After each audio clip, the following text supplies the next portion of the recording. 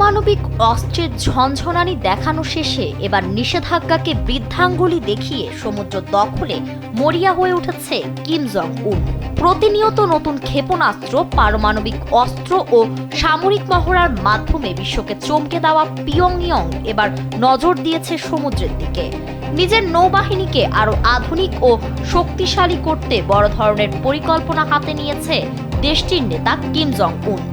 উত্তর কোরিয়ার রাষ্ট্রীয় গণমাধ্যম জানিয়েছে, সম্প্রতি একাধিক সামরিক স্থাপনা ও নৌঘাঁটি পরিদর্শন করেছেন কিম জং উন।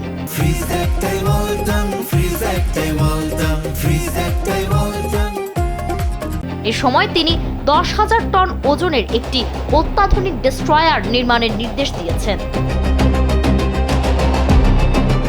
স্যাটেলাইট চিত্র বিশ্লেষণ করে বিশেষজ্ঞরা জানিয়েছেন, উত্তর কোরিয়ার পশ্চিম উপকূলের নামপো শিপ ইয়ার্ডে দেশটির ইতিহাসের সবচেয়ে বড় যুদ্ধজাহাজ নির্মাণের কাজ চলছে। প্রায় 140 মিটার দীর্ঘ এই যুদ্ধজাহাজটি সম্পন্ন হলে সেটিই হবে উত্তর কোরিয়ার সবচেয়ে বড় নৌযান।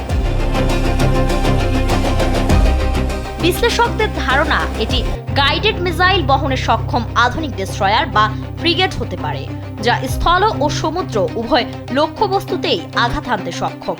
এর মাধ্যমে উত্তর কোরিয়া শুধু উপকূলীয় প্রতিরক্ষা নয়, দূরপাল্লার সামুদ্রিক অভিযানের সক্ষমতাও অর্জনের চেষ্টা করছে।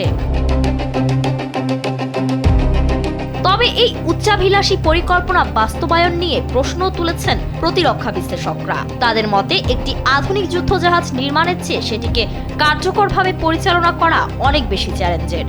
উন্নত রাডার, সেন্সর যোগাযোগ ব্যবস্থা, অস্ত্র নিয়ন্ত্রণ প্রযুক্তি এবং দক্ষ নৌ সদস্য ছাড়া এমন জাহাজ পূর্ণ সক্ষমতায় পরিচালনা করা সম্ভব নয়।